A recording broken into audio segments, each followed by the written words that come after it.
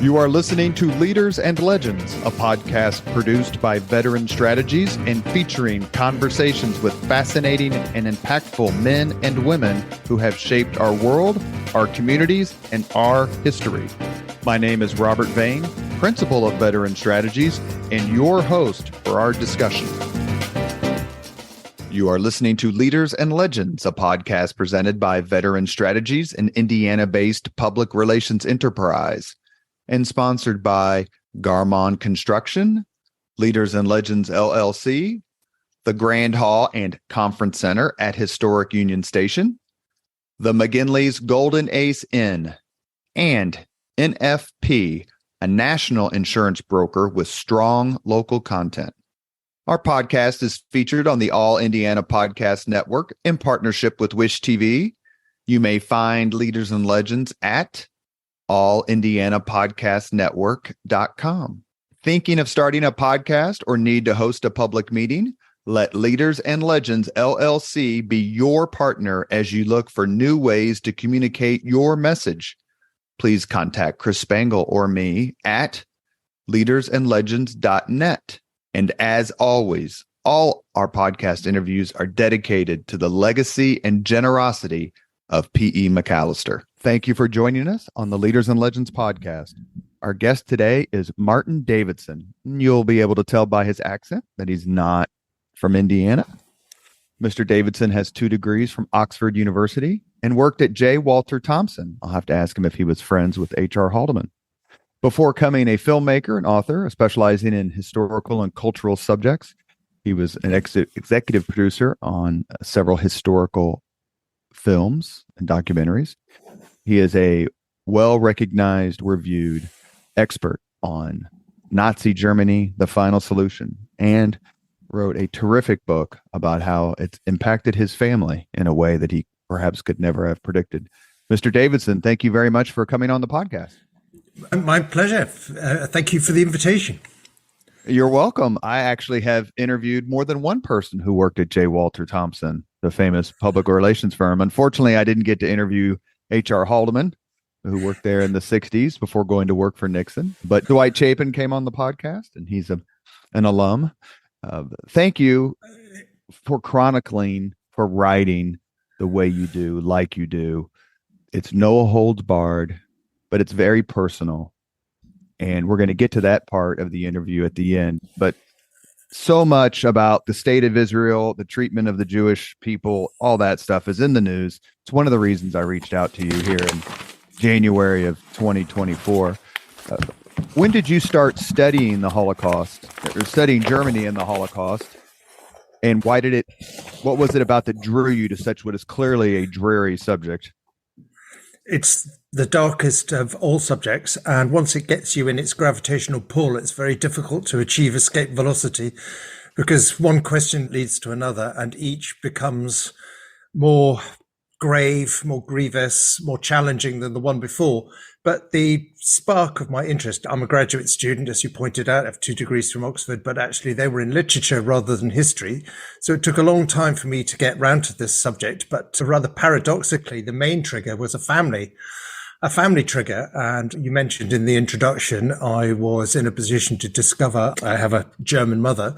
And in the early 90s, I came to discover that her father, who had just died, at the age of 86 in 1982, having been born in 1906, I met him several times. I knew of him and knew him, and had worked his life in West Germany, in West Berlin, as a dentist. It then turned out had not been, as had been often described to me, merely a conscripted soldier forced to wear the German uniform in the war, but had, in fact, au contraire, had been a volunteer member of the SS, had been an officer in the SS, a Hauptsturmführer, which is the rank of captain, the same rank that Armand Goeth has in Schindler's List in the movie. You can imagine that rather caught me by surprise, took my breath away. and began a 10-year dalliance with would I ever investigate further. And finally, I couldn't bear it anymore. During this time, I was working both for the BBC in Britain, but also for the Discovery Channel, History Channel, PBS in America via co-productions on a lot of historical documentaries. But skirting around a bit like water going round and round at the bottom of a plug hole. And I knew this thing was sucking me in. And I finally relented a few years back in the early years of the new century to investigate what this man had done, who he was, to piece together, if you like, a Nazi CV. Who was this man, my grandfather? And that spawned an interest in the perpetrator. I was very interested in who these people were and what they could possibly have been thinking. I grew up in Britain very much as a Brit. I was born in 1960. So I lived through the great golden age of World War II war movies and the incredible kind of perfectly, in my mind, morally justified triumphalism with which those movies were marinated. They told a very epic, and when I say one-sided, quite rightly one-sided, there was nothing ambiguous or ambivalent about the war that we fought. When I say we, the great allied nations of the world that made it their mission to do whatever it took to stop this regime and everything it stood for in its tracks. So I had grown up in that world and I had completely identified myself entirely with the winning side. That's who I would have been if you play that game that I think a lot of us play, which is, had I been born 30 years earlier, what would I have done in the war? And the answer is obvious. I'd have flown that P-51 Mustang. I'd have been on the bridge of that destroyer. There was no question I was on the winning side. And now to discover, even though I had German family and visited Berlin lots, I was aware that my relationship to the subject was more tentative than might have been the case with my compatriots. It was on discovering what my grandfather had done that it really came, the chicken came home to roost. And I thought, so the question here is not what would you have done if you'd been born 35 years earlier. If you'd been born 35 years earlier in Germany, the question would have been, would you have had the courage not to do it? So that's where it started. And the latest book I wrote on the Holocaust itself had that as one of its triggers. I wrote this book about my German grandfather, came out in 2010, published in America and in Britain under the title The Perfect Nazi, which is what I discovered he was. And this latter book, Mobilising Hate, which is a story of the Holocaust, Hitler's final solution, was an attempt to it had its roots in a television series. I was part of a team making a television series actually for German television, rather interestingly. And I was given 2 films to make on the Holocaust. And I just found myself drawn back into that subject, haunted and tormented by the same questions, not so much directly my grandfather, but what were people like him? What was it all about? What made them do it? And there was one particular terrible question that was the genesis of the book, which I dared to ask in the sense that normally when you think about the Holocaust, there is a sense in which it was German, a German mentality gone mad. It was like the strapline for the famous Audi German car commercials. I don't know if you had them in America, but in Europe, it was, they used this phrase, Vorsprung durch Technik, the jump ahead through technology. And that was a sort of a clever read of a German idea, which would have been rather distasteful to have done, but suddenly equated a feeling we had in the 90s that German technology was very cool with its BMWs and its Audis. But there was a sense in which the Holocaust, you sometimes think this is German industrial rationality gone mad. And I flipped that and I asked the question, what if the Holocaust had its roots in emotions that actually felt good?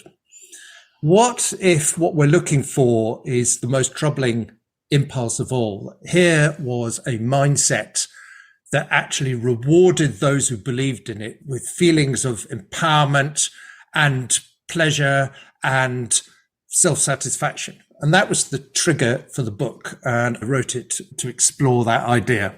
That was the genesis of it. Let's jump right into your book. It's fascinating. Mobilizing Hate, the story of Hitler's final solution. You could have chosen any title, or you could have paired any word with hate. Why did you choose mobilizing as opposed to abetting or understanding? It was a very deliberate choice. I talk about standing on the shoulders of giants. This is a subject that has attracted the intellectual, the historical, the moral imaginations and intellects of some of the greatest writers and historians and thinkers of the last century and a half. It's ever since anyone started thinking about it, this is a subject that has attracted extraordinary minds. So I come along very modestly and humbly as somebody who is trying to, if you like, add a footnote to the great mountains of scholarship that have been done. So most of those books, quite rightly, have this idea that what the Nazis did to the Jewish people, the 6 million out of the 13 million or so we now estimate of numbers of civilians that the Germans whom the Germans killed, or were casualties of the German war effort in World War II. There's 6 million who were targeted for a very particular kind of persecution, misery, and final destruction. What I wanted to get hold of was that this was not collateral damage. This was not something that grew in spite of itself. This was a project that was conceived, planned, rationalized, implemented, and drawn gratification from in a really deliberate way. And this is what the book tries to explore, is by what process do you move in understanding this story from its embryonic beginnings in the minds of a small number of ultra-nationalist extremists in Germany in the months and years immediately after the First World War, and how does it grow exponentially, first of all, into an idea that has the power to those who are infected by it to appear able to explain everything, all of human history, past, present, and future. How do you take that idea and turn it into the moral compass of a political movement? How then do you, on achieving political power, take those ideas and build a regime around them? And then how, when war is started, how do you take that idea forward into its last two kind of manifestations as a principle with which you fight the war? And lastly, when the war becomes both continental and global, how do you make that idea about who and what the Jews are and what they represent a reason, a kind of motive for fighting a kind of a monumental genocidal war of annihilation? So it's to follow if you like, this telescopic progression from idea to politics, to a regime, to war, to continental war. What were the elements that gave this idea, which is what it was, that kind of toxic power, and who was responsible at each of those moments in pushing it through from one definition to another and helping it achieve the scale and momentum and irresistibility that it needed to have in order to produce what it ended up producing, namely the final solution. So that was the title, because most books on the subject will use a version of the word the Holocaust, a post-war coinage, or the ironic inversion of what the Nazis call it, the final solution. And those titles hang there, likely huge, as big as the subject. And I wanted to do something that sort of chiseled its way underneath that, said, no, what's at work here was a process. And it was a process that it was like embers. They were deliberately blown and inflamed and rationalized and made to work. That was the idea of the title. So much of the discussion about the origins of the Holocaust, we only have an hour and a few minutes here on the Leaders and Legends podcast, so I don't want to go back to ancient times, for lack of a better term. But so much of it, and you mentioned this in your book and others have as well, the German reaction to losing World War I, or at the time, the Great War, and the role it played in catalyzing this hate into action. I've always said on these podcasts, when I've talked to other historians, the connections or the parallels between the reaction of the Confederate States of America in the American South to losing the Civil War and what came afterward, and the reaction to ordinary Germans to losing the Great War and then what came after. If I ever get my PhD, that's what I would love to write about, because there are a lot of parallels But the Germans just simply could not believe they lost that war. They had the strongest army. They had incredible industrial might. But as Ludendorff said one time, the German quartermaster general, we cannot fight the entire world. They did, and they lost. What was in a short period of time, what was the German mentality after losing World War One and having to sign the Treaty of Versailles? It is. It's such a widely held idea, and I believe it's a completely valid one. This would never have happened without the First World War. The First World War, the Great War, is the absolutely only begetter. It's inconceivable that this would have happened without it. And I think the way to understand it is to start off with the idea it's different. There's a difference between losing a war and losing a world war. And what a world war has at its basis is the idea that the victor will emerge not just as they had in the Franco-Prussian War, all these other wars that had happened before, when a border gets moved a bit, or some tribute gets to be paid, or a few colonies get added to the imperial collective. What a world war promises is a one-step leapfrog from being one among many nations to being a world leader. This is the extraordinary thing about the First World War is nobody ever really quite understands why it started. So it started as a consequence of a series of accidents. But once they started fighting it, they really meant to win. And what the Germans wanted to win was an achievement, if you like. This was going to catapult the German nation from the bottom of the European pile to the top. And back in this period, Europe is the great crucible of power in the world. America is on its way, but it hasn't yet arrived. This is an imperial project. What victory will give the Germans is something that the French, the British, especially the British, the Spanish, the Portuguese have all had before, which is a kind of global hegemony, a superpower status across the globe. And this is what the Germans, but they've had it taken away from them. And what made that defeat crushing and demoralizing for particularly a hardcore of ultra-nationalists was one, as has often been observed, it was the nature, not a shot fired on German soil. The German military leadership threw in the towel without telling anyone. And then they made the politicians sign the armistice to blame them. But to make it worse, that part of the German success in the First World War that most people don't really quite clock is what happened on the Eastern Front.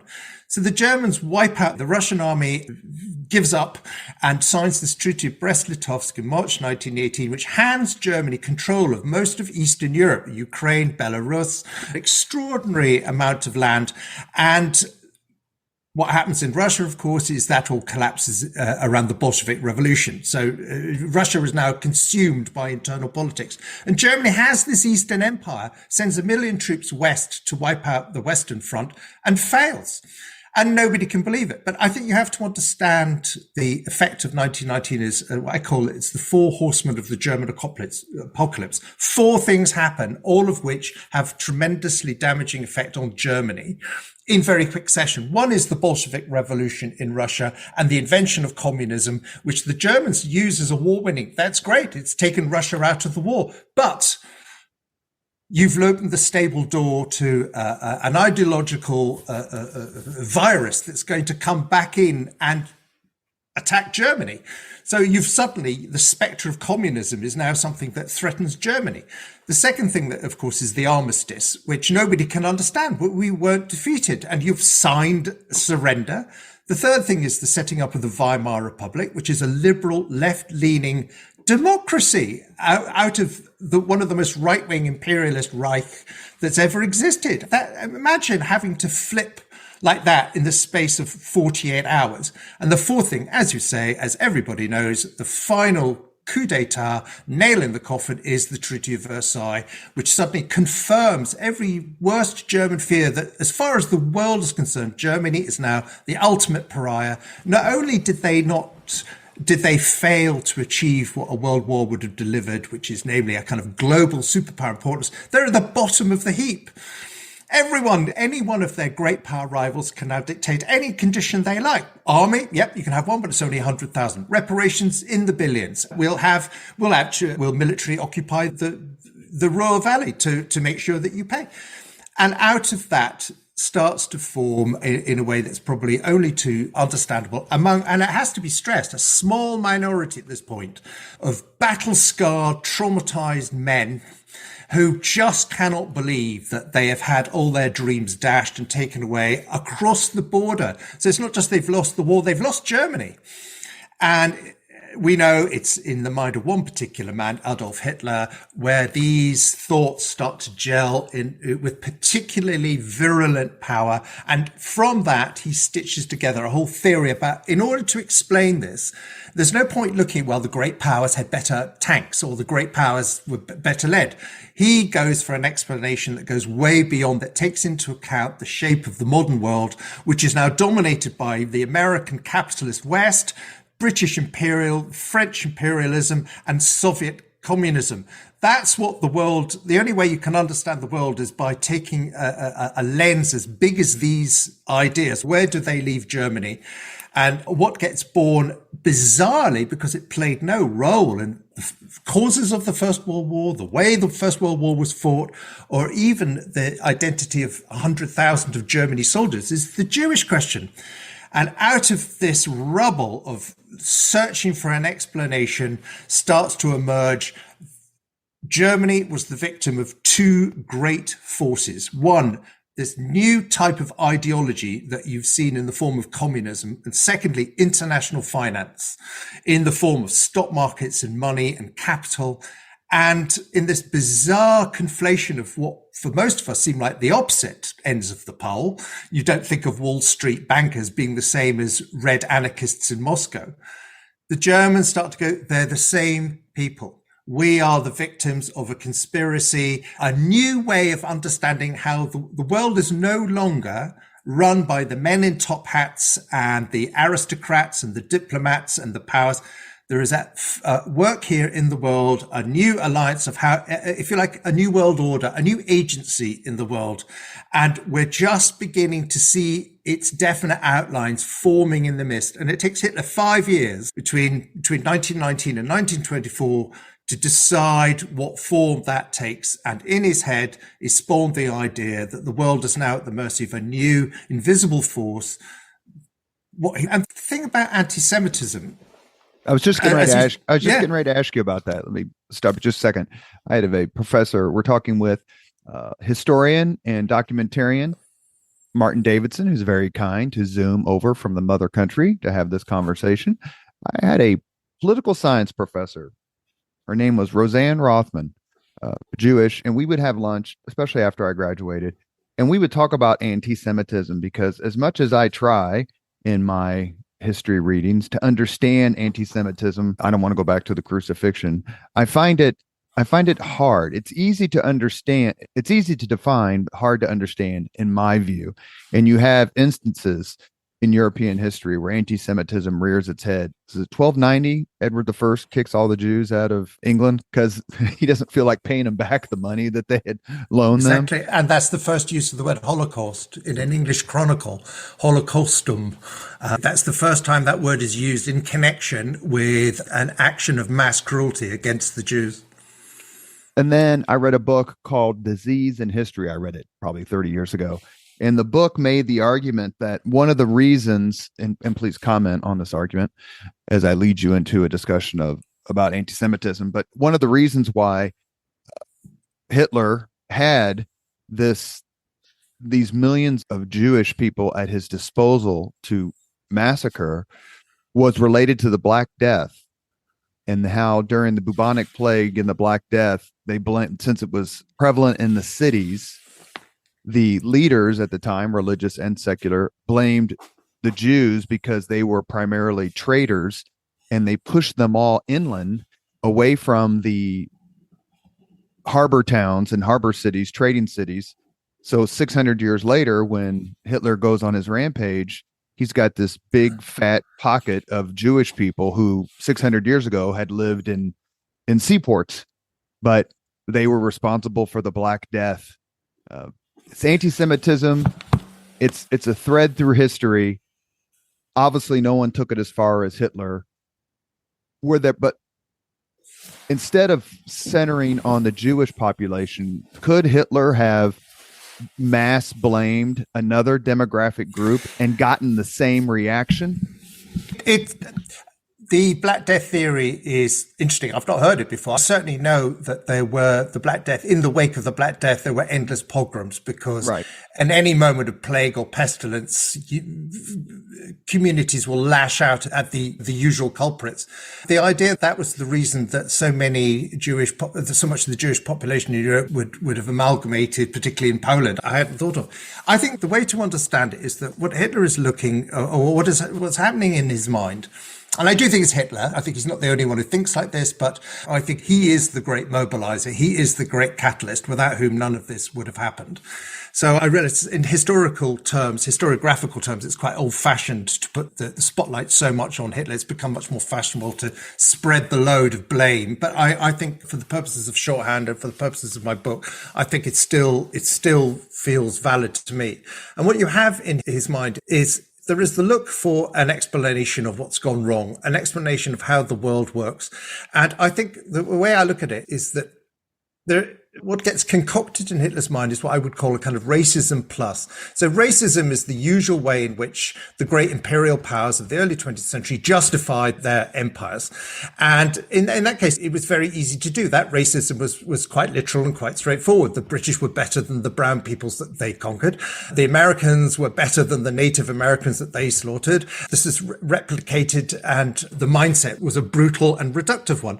But what you get with Hitler and the Jews, of course, is that doesn't work, because what makes the Jewish menace so present in the mind of an anti-Semite is these are the people who run the world. They are more cosmopolitan, more sophisticated than the everyday European citizen. They've invented these ideologies. So communism and Bolshevism is identified entirely with the Jewish mind. The Jewish mind is associated with all sorts of revolutionary movements, revolutionary spirits, but it is also identified with the economy, with the media, with international finance. These are the most sophisticated tools with which the modern world organizes itself. And all of them are, in the mind of an anti-Semite, being pulled together, being tarnished, being toxified by the same, what I call the biggest non sequitur in history, the most grotesque non sequitur in history, that this is somehow a Jewish product and therefore a way of understanding Judaism, and not just of some Jews, but all Jews.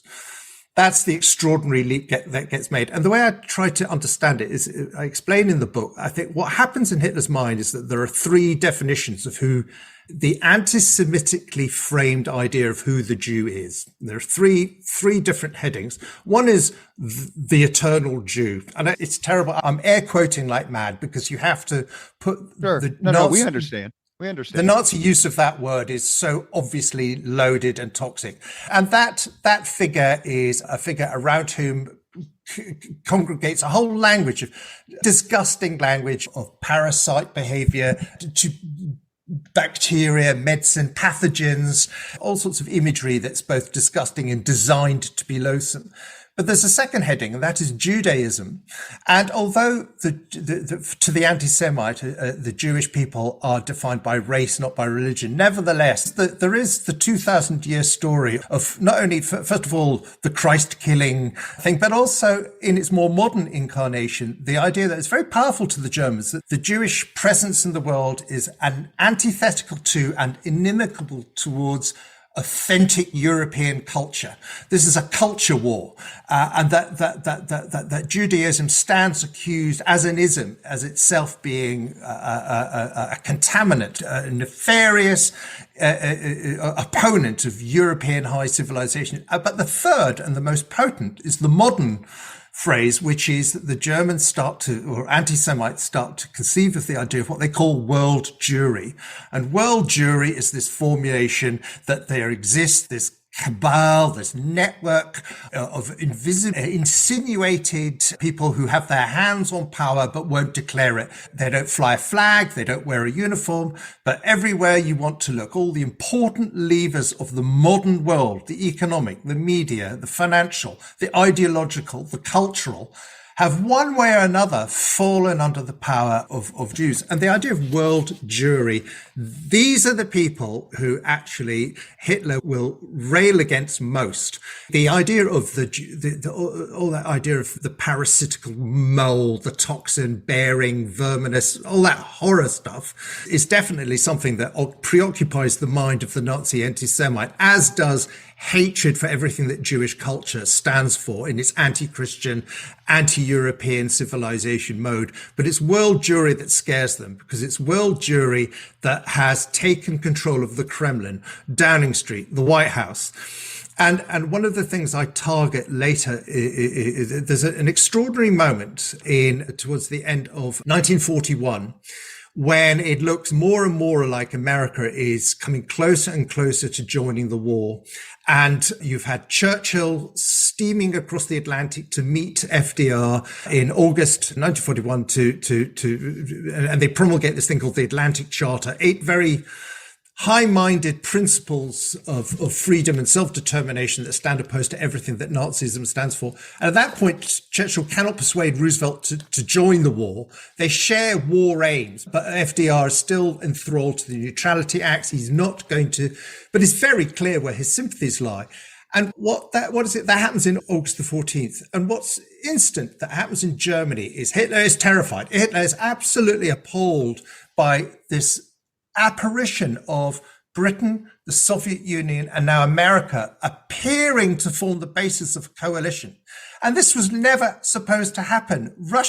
Soviet Bolsheviks, British imperialists, and American plutocrats have nothing in common. They should be at each other's throats. And yet, despite everything, it looks like they are now building a coalition. And they dare to imagine a post-Nazi world, which is what you get in the Atlantic Charter, this vision of a world stripped of the Nazi scourge.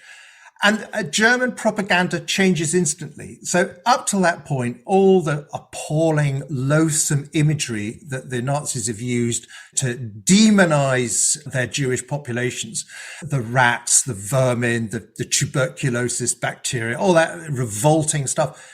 Suddenly, we're now in a world where it's the spider and the octopus, it's the web, it's the whispering Jew behind the curtain, the puppeteer, and all the world leaders. So you have this moment where Hitler is convinced that the real enemy in World War II, the moment the war goes truly global, which it does in December 1941 after Pearl Harbor, and America is now in the war, the Soviet Union, instead of being defeated in 6 weeks like it was supposed to, is holding on. And it's now Germany that's reached the end of its supply lines and is now stalled in the snow of the East. And it's all starting to fray around the edges. And that's the moment where Hitler goes, I was right. All along, I told you, we weren't fighting the great powers of the First World War. We were fighting their puppet masters, who have now been revealed in all their transparencies, having been world Jewry. And I think he really believed that. I don't think he's just saying that for effect. And that's the point where the acceleration in the persecution of the Jews really starts to gather force and pace. From August 1941, that rhetoric becomes real. And it's no coincidence that it was a month later that they were supposed to have their Wannsee conference, that infamous, what I call the most infamous working lunch in history, when for 90 minutes, senior Nazi bureaucrats gathered round to put the rubber stamp on making the final solution kind of official and streamlined. And that was supposed to happen in December, but Pearl Harbor obviously intervened, and so it gets postponed till January. But that is the real moment. And I think that transition in terms of who Hitler thinks he's fighting, and that's the point where you look at the war and you just can't understand. You've got a war to fight. You're now fighting the entire rest of the industrial world and you're killing Jews. Are you insane? Not just for wanting to do it in the first place, but just at the level of sheer military pragmatism. What are you doing? And that is to fail to understand that Hitler is, as are the Nazis, are completely convinced that everything they've been saying about the Nazi threat since 1919 has now been grotesquely vindicated. And it's why it's this idea of world Jewry, as opposed to just the Jew and Judaism, that now takes priority in their view, and why the final solution ramps up through beginning of 1942 into post the summer of 42. And the extraordinary, I hadn't fully grasped this when I started writing this. You know the figure, 6 million killed. 3 million of them are killed by the end of 1942. It's so early. You think that can't, but I thought, what, Auschwitz? I thought this was going, it took years to do this. And I said, this is just one of the key moments that I try and track in the book. What led up to this moment? What are the circumstances? How can a meeting between Winston Churchill, the British Prime Minister, and FDR, the American president, in a bay in Newfoundland, how can that be itself a trigger for this extraordinary moment of acceleration that happens between August and September 1941? Because the other thing that happens is that's when Hitler goes, that's it for Jews inside the Reich itself. And then September the 17th, the Yellow Star is announced. So every single Jew still living in Germany now has to wear a yellow star, and the transports begin. He doesn't care. There's nowhere to send them to. Does not care. But the last people who are going to benefit from the fact that Germany is now beginning to get rocked badly by a war slipping through its fingers are the Jews in Germany, and they will be the first to pay the price. So what the book tries to do is try to understand that all this ideology and all this warped thinking that has spent 20 years germinating and being mobilized in Nazi minds is indistinguishable from the war effort. That one is not a sort of collateral, peripheral side issue to the other. They are one and the same. And the way the clock ticks and we move into 1942, into 1943 is really terrifying. You are listening to Leaders and Legends, a podcast presented by Veteran Strategies, an Indiana-based public relations enterprise, and sponsored by Garmong Construction, Leaders and Legends LLC, the Grand Hall and Conference Center at Historic Union Station, the McGinley's Golden Ace Inn, and NFP, a national insurance broker with strong local content. Our guest today is Mr Davidson, who's kind enough to zoom over from Great Britain. We were discussing his book. It's absolutely phenomenal. It's called Mobilising Hate, the story of Hitler's final solution. Mr. Davidson, what did you think of the movie Schindler's List? I thought it was extraordinary. I saw it when it came out in 1993, and to circle back to the personal story I was telling you at the start, it was only a month or two after my German grandfather died.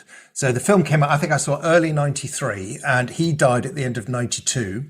So I went to see it actually with my sister in New York, where we happened to be. I was there for BBC work. I was in New York. I mean, the best city in the world to go and see a film like this, and absolutely blew away the both of us. We sat there unable to move at the end of it because we had, I don't mean to sound melodramatic, but the depiction in the early scenes of those German Nazi officers cavorting and wassailing and drinking in that nightclub, that Polish nightclub at the beginning, because they've got the whole world at their feet and they feel they're on the brink of this extraordinary, this consummation of this German war that's going to deliver them the kind of the empire and the world status that they've craved all their lives. And we were just going, that's our grandfather. That's just our grandfather. And there's just a tiny little anecdote, I would say, because I discovered, as I say, that my German grandfather had been in the SS. And I remember my mother, the only thing she knew, she said he was a Hauptsturmführer. And I remember thinking, I don't know, what the hell is that? I have no idea. I didn't know anything about SS ranks. So I looked it up and I thought it was a captain. And halfway through Schindler's List, at the beginning of the film, Armand Goeth, who is the commandant of Plaszow labor camp, played by Ralph Fiennes, one of the most chilling performances I've ever seen, just a work of theatrical genius. And he arrives in his open-top Kubelwagen, and he's there to inspect the ghetto. And the caption comes up and it says, Untersturmführer Armand Goeth. And I thought, what the hell, what's an Untersturm, whatever? And then I looked it up, and that's a second lieutenant, Untersturmführer. And he has, I could tell by this point, because I looked it up, you could tell by his collar pips what rank he was. In Schindler's Ark, the Thomas Kennerly book, there's a description of how Himmler, head of the SS, is so impressed by what Armand Goeth has done at Plaszow labor camp that he promotes him 2 ranks in one go, Untersturmführer to Obersturmführer, first lieutenant, to Hauptsturmführer, captain. Now, this is not mentioned in the movie, but halfway through the movie, those of us who've now got the eyes to see it, Ray finds his uniform changes. And you can see his collar now has 3 pips and 2 lines, which is the rank of Hauptsturmführer. And I leant over to my sister at the time and said, "Oh, Christ, that's Bruno." Bruno was the name of my German grandfather, Bruno Lampein. That was Bruno's rank. So we then got this sort of horrified feeling of, this man has just been promoted to the same rank as our grandfather was, and he's running an entire camp. And that was my first kind of shocking realization that the ranking system in the SS during the Nazi period is all about what job you did. It's not in any other context. If you said, my grandfather fought in the American Army Air Force and he was a captain, you think that's quite senior, but it's not policy deciding senior. It's not major general or lieutenant colonel.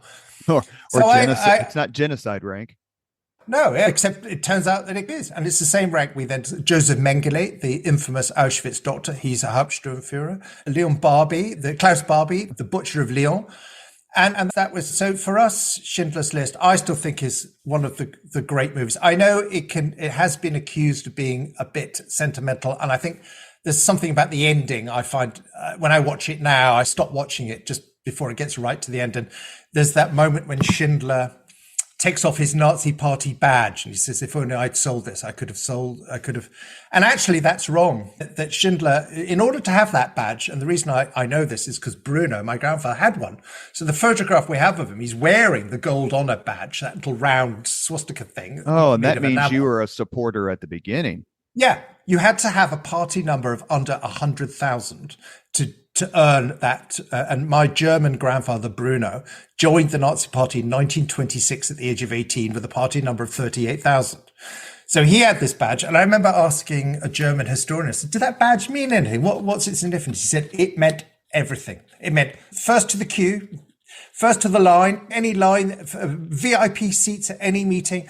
And you know damn well, walking up the sidewalk of a German street, people, if they knew what they were about, would be getting out of your way." And he said they loved it. They would have adored it. And my sister and I agreed that what we remember of what kind of person Bruno was, he would have absolutely adored the prestige, the kind of charisma that having that badge entailed. And Schindler, the whole point about Schindler was he's slow to his awakening. He's not a Nazi supporter. He would never have had that badge.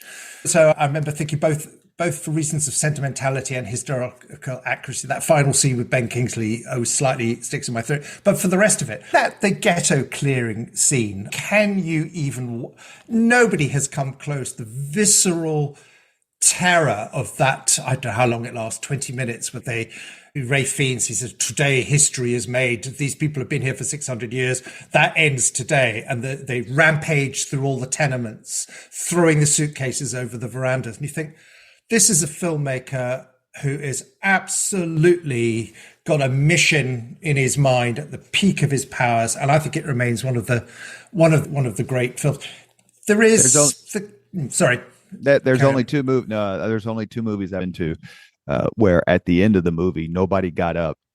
One of them is Schindler's List, and perhaps coincidentally, the other one is Saving Private Ryan, both by Steven Spielberg. May I ask you about another book very quickly? I read it years ago. What do you think of it? And that is Hitler's Willing Executioners. Daniel Goldhagen. Mm-hmm. Yeah. What did you think of that book? Oh, excessive. I think I was very taken aback. It was written in the mid-90s.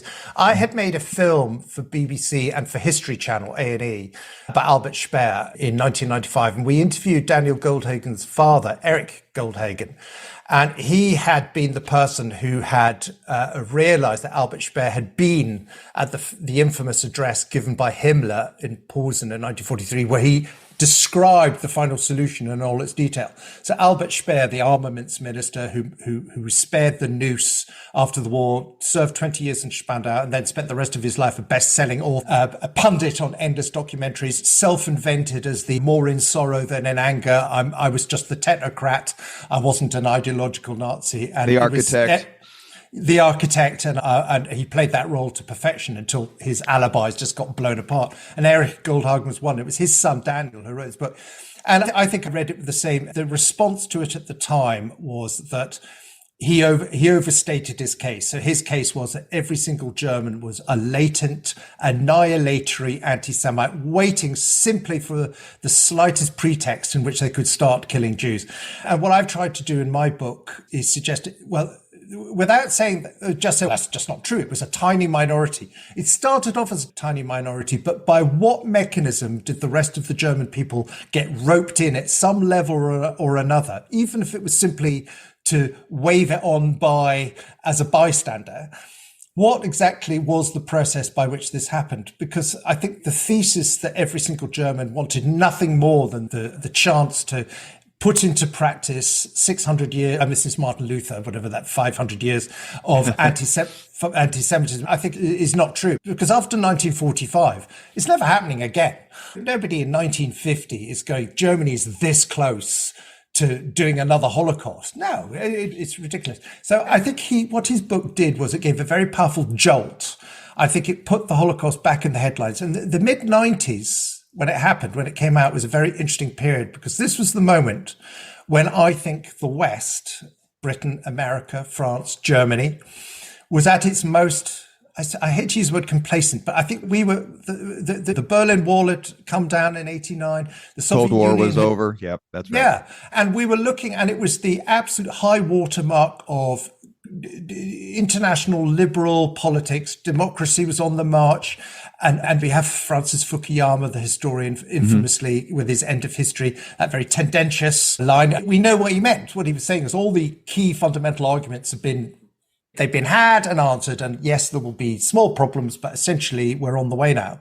And that was the moment, I think it's no coincidence, that one way of measuring our progress as the liberal West was to reinvestigate the Holocaust. And I think that was the moment when a lot of, I remember, I think it was 92, 93, the Washington Holocaust Museum opened, the Berlin Jewish Museum opened, the Imperial War Museum in London had a great big Holocaust wing, Yad Vashem, completely remodernized and expanded.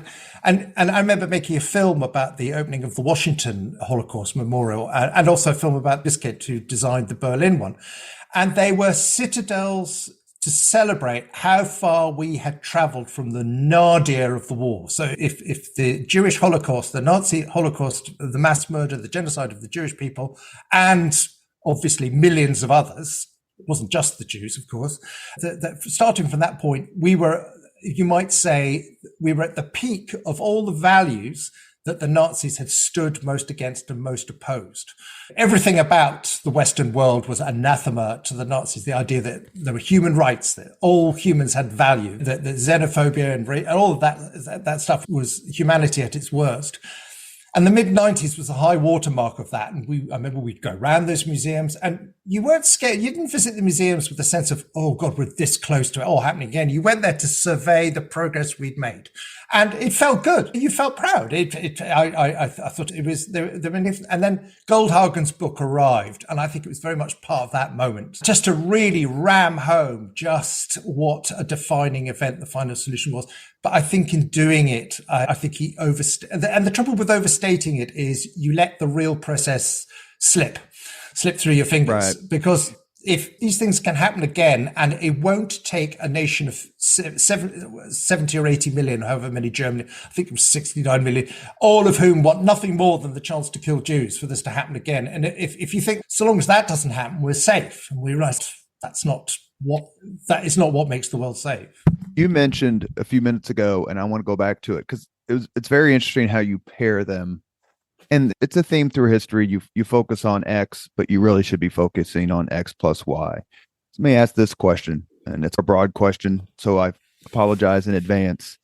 Did Hitler, and we've had several guests talk about Stephen Fritz. I just interviewed Brendan Sims. Oh, yeah. And so we've been lucky on the podcast to have a terrific cadre of World War II historians to answer this question. Do you think Hitler thought he could win the war? And do you think that Hitler thought massacring Jews was going to help him win the war? Absolutely. I believe both with total conviction. In 1941, so let's say April, May 1941, there's a brilliant essay written by one of my favorite international historians, who's a Cambridge historian called David Reynolds. And he wrote this essay about how the fall of France is the pivotal event of the entire 20th century. And what he meant by that was that the fall of France in 6 weeks, the thing that should never have happened, is what seals our fate. Because that is the moment when Hitler has his megalomania proved. Up to that point, he's playing a part. He comes over, he is this man of iron will and total certainty and irresistible omniscience. It's after the fall of France that he himself completely believes it, that the combination of his military genius and the fighting spirit of the German army with its racial imperial mission to take over Europe, and from that grab onto a status as the world's superpower. It will be, as Rome was to the ancient world, Germany will be to the 20th and 21st century, if not a millennium.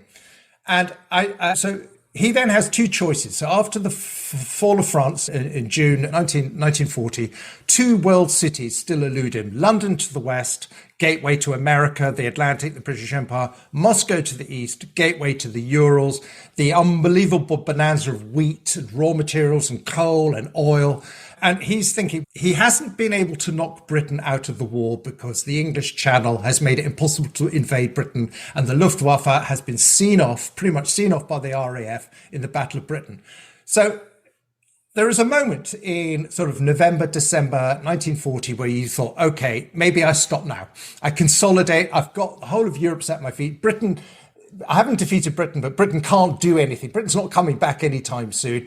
Yes, there's the possibility of an alliance with America, but that'll take years. And the Soviet Union, at the moment, I have my non-aggression pact with the Soviet Union. They're providing trainloads of raw materials. But someday down the line, obviously, we are such ideological enemies, I'm going to have to sort out Russia.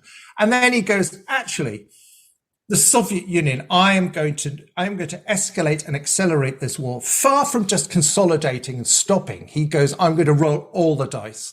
And the reason he does it is he's convinced he'll win. And of all the decisions made in World War II, it's Hitler's decision to invade the Soviet Union that baffles us the most. And you think, are you insane? Obviously he was, but logistically and militarily, are you insane? And not only that, is the fact that he invades Eastern Europe to get supplies, but he's already being supplied like crazy by the Soviets. So yes, the actual invasion cuts off the supplies he needs that is causing him to invade. Exactly. But there are three things going through his mind. There's the short-term gain, middle-term, medium-term gain, and long-term gain, and all say attack Russia. The short-term gain is the paradoxical one. If he can defeat Moscow, he will defeat Britain. The way to isolate Britain and make Britain completely impotent is to have no possible continental ally, and America will have nothing to do with a Britain that is that isolated. It will be over.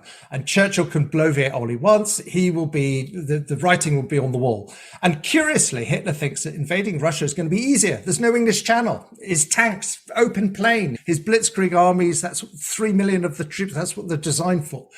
The medium-term aim is that once he's there, all that grain, raw material, it's what I call the energy wars.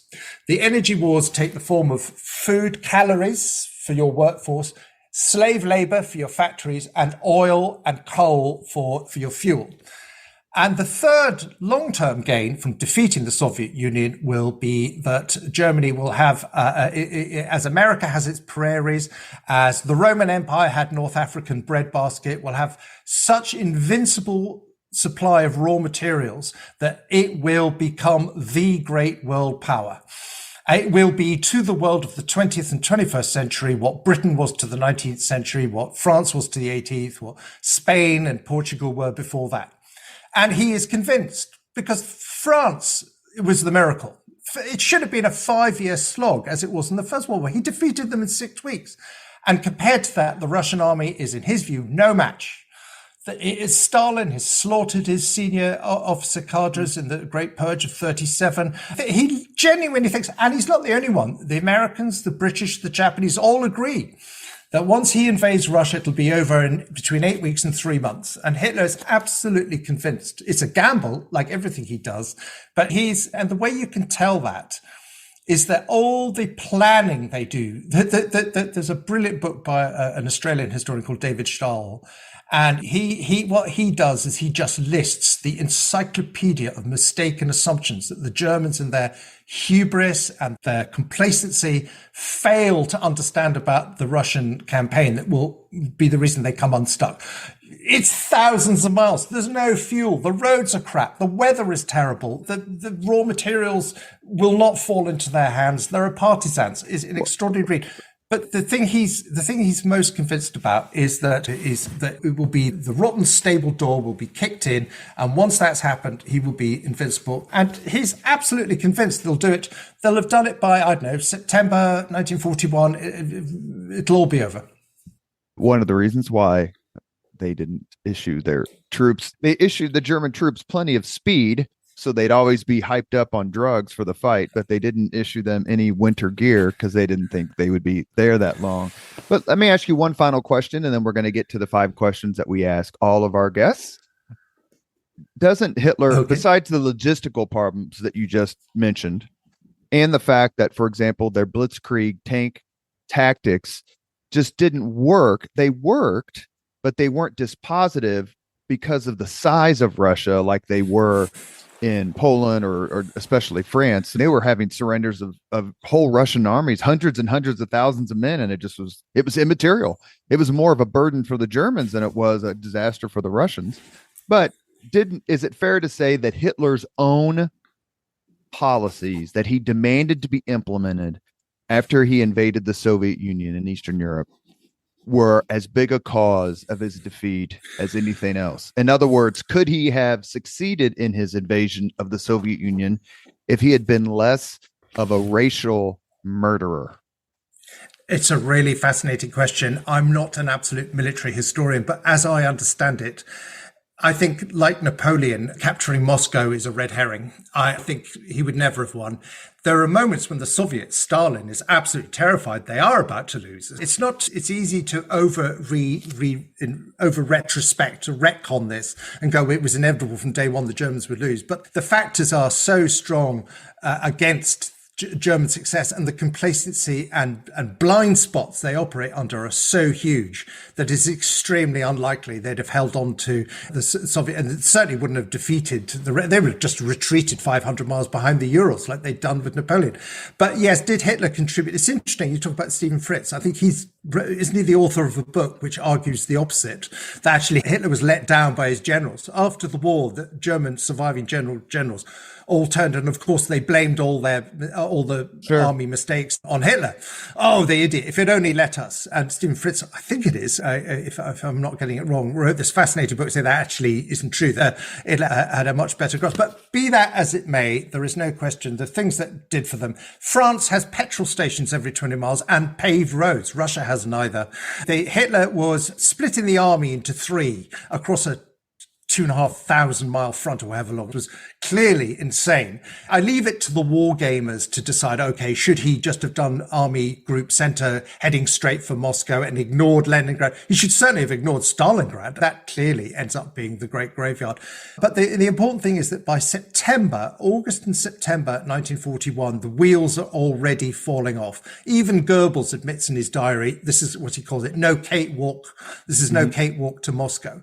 And it's no coincidence that it's exactly at that moment when the Germans have reached the end of their supply lines. And as David Stahel brilliantly outlines in his book, the Germans have arrived with something like 200, hundreds of different models of lorry and truck, because they've all been stolen from the French, the Czechs, the Poles. There are no spare parts. They can barely get enough fuel to the front. And also their tanks are breaking down. The attrition rate through breakdown is, you've got whole panzer divisions down to single number tanks. And it's so cold, the oil is freezing within the vehicles. I just can't imagine that level. I know. But it goes from blistering heat when they start, then the rains arrive, turns everything to mud, meters deep of mud in October, and then that all freezes. So Barbarossa is officially ended. I think it's October or November, and they then mount what they call a second attack called Operation Typhoon. And that does really well to start with, and that's the one that flounders outside Moscow, and it's all over. Along the way, you might ask the question, did they then dissipate all their military efforts by concentrating so much on all the mass shootings, because they're executing people left and centre by the hundreds of thousands?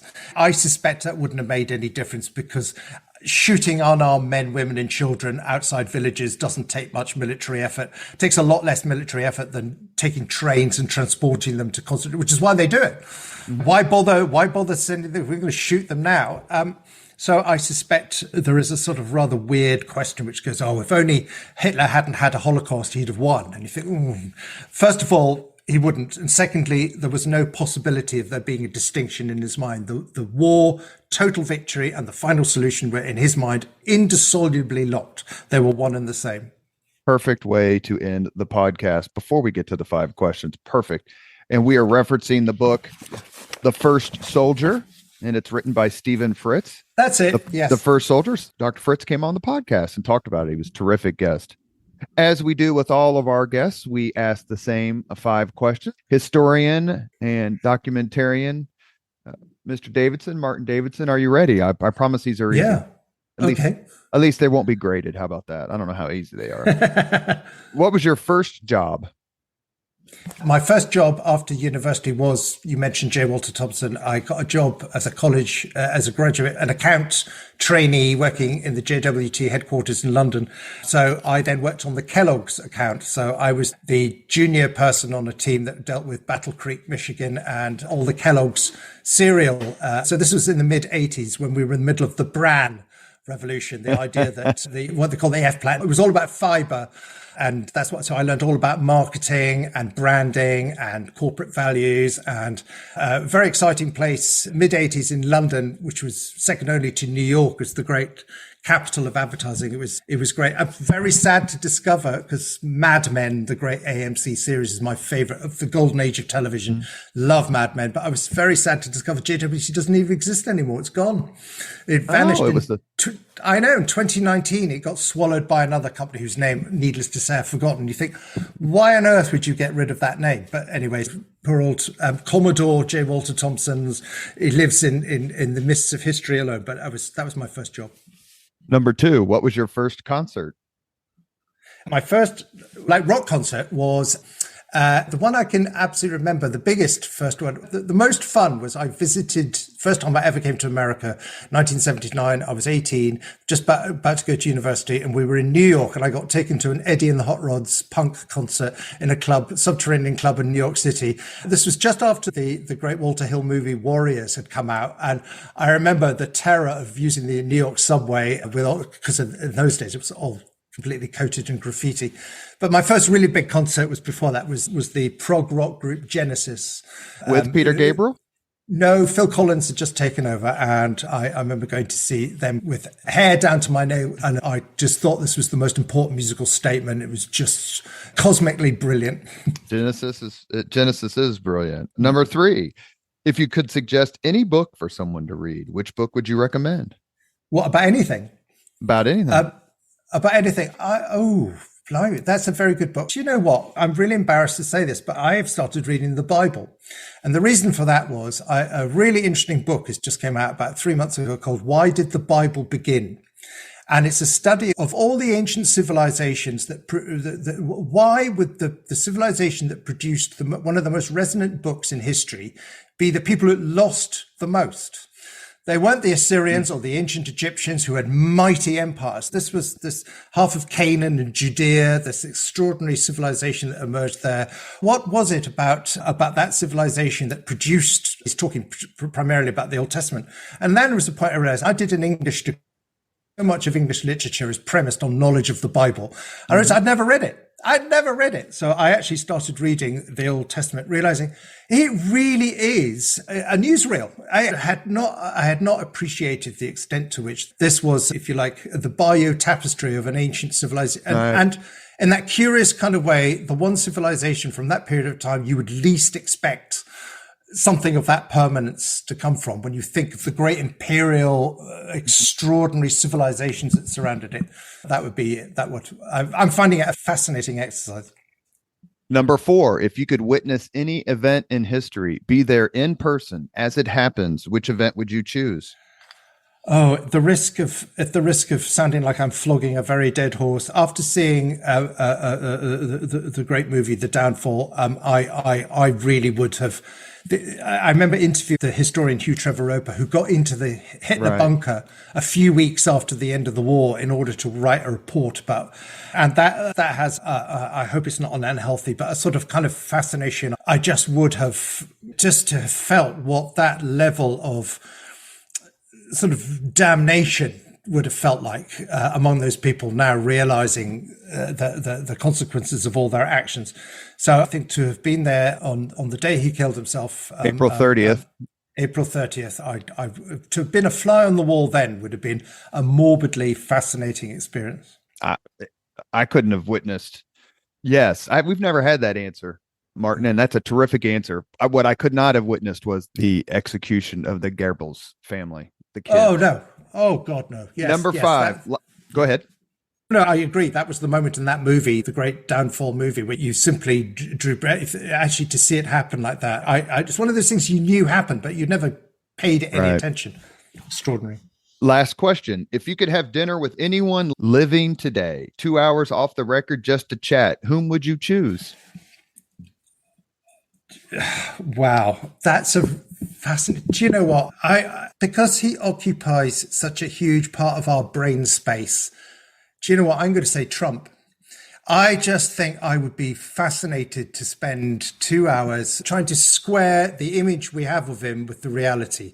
And I say that only because, not that I expect any particular kind of enlightenment, and it's not a political statement one way or the other. It's simply his is the face and the noise that takes up most bandwidth in the Western world at the moment. And I would be really interested to have come away thinking, yeah, I experienced that for 2 hours, and here's what it made me think. And he is a popular answer. He is not the most frequent answer. The most frequent answer is Barack Obama.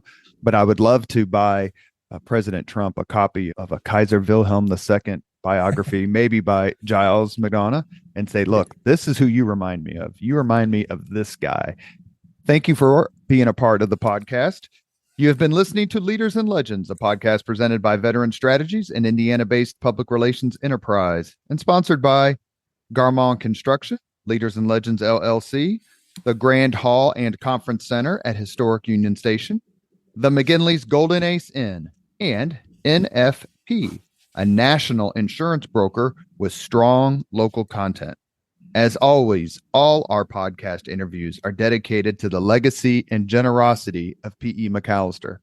Our guest today has been historian and documentarian Martin Davidson. We discussed 2 of his books. One is called The Perfect Nazi, Uncovering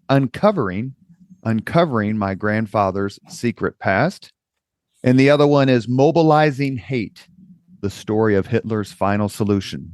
Mr. Davidson, thank you so much for coming on the podcast. I have to say I learned a lot. Your books are wonderful, and I hope you'll come on again. My very great pleasure, and I look forward to doing exactly that. Thank you, and goodbye. Thank you very much for listening to Leaders and Legends, brought to you by Veteran Strategies Incorporated. If you want to contact us about this program or our menu of public relations services, please send us an email at robert@veteranstrategies.com. That's robert@veteranstrategies.com.